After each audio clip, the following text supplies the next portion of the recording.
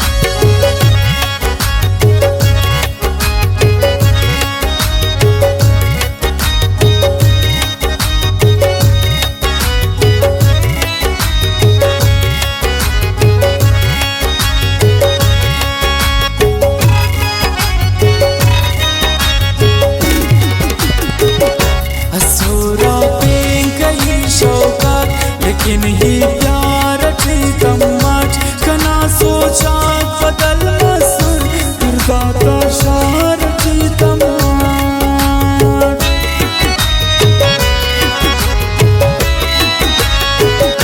असोरा पे कहीं शौकात लेकिन ही प्यार थी तमाच कना सोचा बदल मसूर करदाता शार थी तमाच मुरी फेज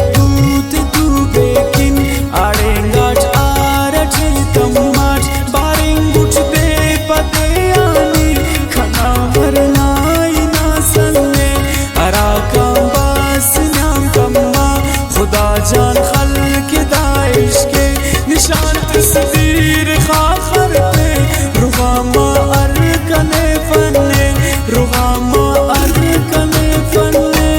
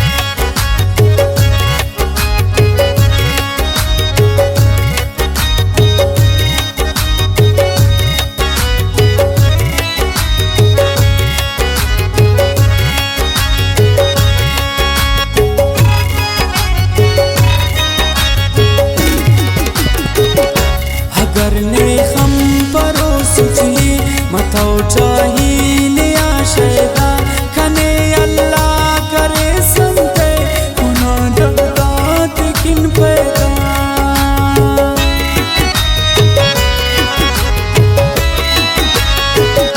अगाने हम परो सुची मथो चाहिए आशेदा